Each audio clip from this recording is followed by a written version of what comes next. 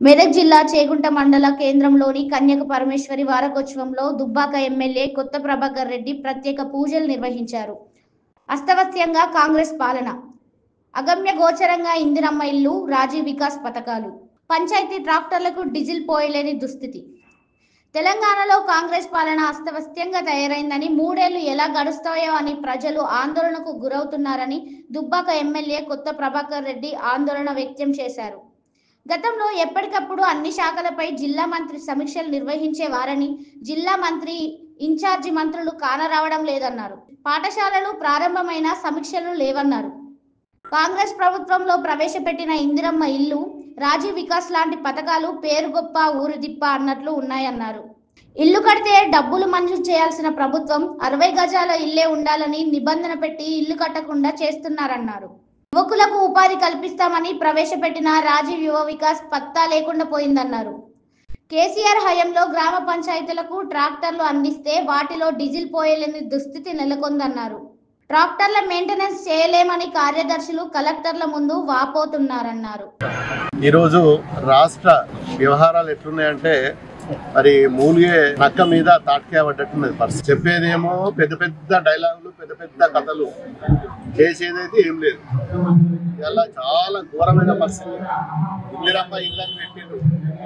ఆ ఇందిరమ్మ ఇళ్ళల్లో పోతే ఆ ఇళ్ళకి ఇదివరకు అసలు ఇన్ని రోజులు అయితే పేరు పెట్టుకుంటా అదిగో వచ్చే ఇదిగో వచ్చే ఏమో చేస్తామని చెప్పి ఏదో పూసి చూపిస్తుంది తప్ప చేసింది లేదు, పోయింది లేదు. మరి ఇందిరమ్మ ఇల్లు తీసి పెడితే లీస్ట్ రానోళ్ళు కూడా ఇవ్వాలి. ఈ మన జిల్లాలోనే రామాయపేటనే మరి నాకు రాలేదని మనస్తాపం చెంది పాపం ఈ పేదోడు గైడ్ లైన్స్ లేక మరి అధికారులు ఎవరికి ఇవ్వాలో ఎవరికి ఇవ్వద్దో కూడా వాళ్ళకి తెలుస్తలేదు. ఒకసారి అంటారు పెంకుటిల్లు అంటారు, ఒకసారి అంటారు టార్పాలు కప్పుకుంటా అంటారు, ఇంకోసారి అంటారు ఏం లేకపోతే రోడ్డు మీద ఉన్న వాళ్ళకి ఇస్తామంటారు. మరి దీని వలన చాలా మంది ఆశ కొద్దీ మరి కొద్దిగా గొప్ప బరంతులు నింపుకొని కొద్దిగా బేస్మెంట్ చేసుకున్న వాళ్ళకు మరి వస్తుందని ఆశతోటి కట్టుకుంటుంటే దానికి 68 గజాలే ఉండాలి, మరి ఇంతనే పొడవు ఉండాలి, ఎంత 600 స్క్వేర్ ఫీట్లే ఉండాలి. 1 ఫీట్ తక్కువ ఉండద్దు. 1 ఫీట్ ఏంది అసలు? అది కట్టుంటదా? ఎక్కడన్నా వ్యవహారం కట్టుంటదా? అట్లుంటదా? అట్లుండొచ్చునా? మరి వాళ్ళంటే ఒక గజం ఎక్కువ కట్టుకుంటారు, సొంత డబ్బులు నువ్వు ఇచ్చడానికి నువ్వు అది కూడా క్లారిటీ లేదు. ఇలా తోటలో కూడా మరి ఆడ కూడా ఒక మనస్తాపం చెంది నాకేదో వస్తుంది అని చెప్పి ఆయన బేస్మెంట్లు చెప్పుకున్న తర్వాత కూడా అది కూడా రాలేదు.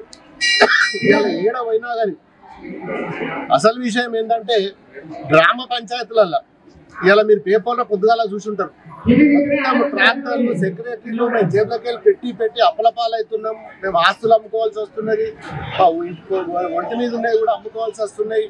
అన్ని అందరు కలిసి మూకుమ్మడిగా తాళాలు తెచ్చి ట్రాక్టర్ల తాళాలు తెచ్చి సిలిండర్ వేసి కలెక్టర్ ఆఫీస్లో ఇది ఇలా ఉన్న పరిస్థితి.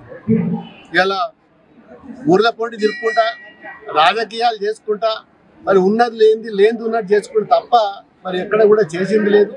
మరి ఇప్పటి వరకు కనీసం గతంలో మేము కట్టిన డబుల్ బెడ్రూమ్ ఇండ్లు కూడా మరి కంప్లీట్ అయినాయి. కనీసం దాన్నైనా పంచమంటున్నాం.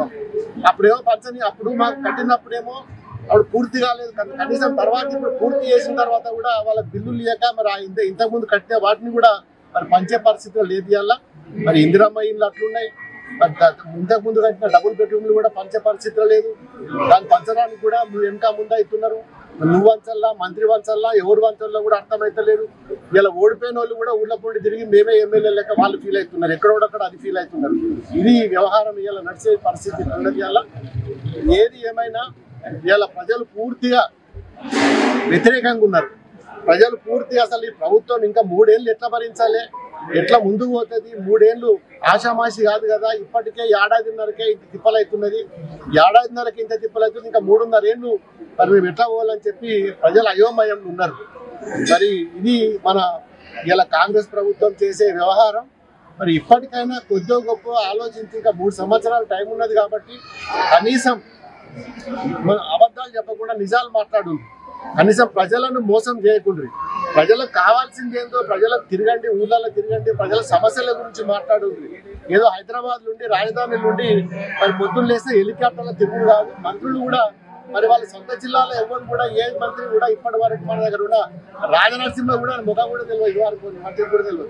ఇలా పరిస్థితి జిల్లా మంత్రికి జిల్లాలో ఏ ఒక్క రోజు కూడా రాలేదు. ఇలా పరిస్థితి ఆ విధంగా ఉన్నది. మరి గతంలో మరి జిల్లా మంత్రి అంటే తిరగని ఊరు ఉండకపో, తిరగని మండలం ఉండకపో, పెట్టని మీటింగ్ ఉండకపో, ప్రతి మీటింగ్లు పెట్టి మరి అన్నిటి గురించి కూడా మరి వ్యవసాయం వచ్చి మరి వర్షాకాలం వచ్చిందంటే మరి రైతులకు మరి యూరియా బస్తా ఉన్నదా, అమోనియా బస్తాలు ఉన్నాయా, మరి విత్తనాలు సరిగ్గా ఉన్నాయా, ఏం జరుగుతుంది, కరెంట్ వస్తుందా, ఎట్లున్నదా అని చెప్పి ప్రతి అధికారులతోటి అగ్రికల్చర్ డిపార్ట్మెంట్ తో మీటింగ్ పెట్టేది. మరి వడ్లు వండిన తర్వాత కొనుగోలు కేంద్రాల కాడికి వడ్లు ఎట్లా తీసుకుపోవాలో మరి అగ్రికల్చర్ డిపార్ట్మెంట్ మరి బ్యాంకులతో మాట్లాడి దాని మీద కూడా మీటింగ్ పెట్టేది. స్కూల్స్ ఓపెన్ అయితే స్కూల్స్ మీద మీటింగ్ పెట్టేది. ప్రతి అంశం మీద కూడా మరి ఇన్ఛార్జ్ మంత్రులు కానీ గతంలో పెట్టే పరిస్థితి ఉండే. ఇవాళ ఏది కూడా అగమ్య గోచరం, ఎవడు పట్టించుకునే నాదులు లేడు. జిల్లా మొత్తం అస్తవ్యస్తంగానే ఉన్నది తప్ప మరి ఈ జిల్లా మంత్రులు ఎవరో కూడా ఎవరికి తెలియదు. మరి జిల్లా మంత్రి ఏమో సంగారెడ్డి ఉంటాడు ఆయన, మరి ఇన్ఛార్జ్ మంత్రి ఏమో వరంగల్ ఉంటుంది. మరి ఇలా పరిస్థితి ఇది. ఎవరికన్నా ఆపద పడ్డా సంపద పడ్డా చెప్పే నాదులు లేడు. మరి మా ఎమ్మెల్యే గెలిచిన వాళ్ళకేమో మరి మాకేమో గౌరవం లేదు. కనీసం ఏమైతుంది ఎమ్మెల్యేలకు చెప్పకుండానే ఇలా పనులు జరుగుతున్నాయి అంటే అసలు ఇది వ్యవస్థ, ఈ ప్రోటోకాల్ ఏంటి, వ్యవస్థ ఏందని చెప్పి మరి చెప్పే నాదుడు కూడా లేడు. మరి ప్రజలు ఇవన్నీ కూడా గమనిస్తున్నారు. ఈ 3 సంవత్సరాలు మరి ఏ విధంగా గడుస్తుందో ప్రజలు భయభ్రాంతులకు గురవుతున్నారు తప్ప మరి ఒరిగింది ఏం లేదు. జై Telangana. Hi everybody, this is Kiriti Damaraju. Like, share and subscribe to Saira TV.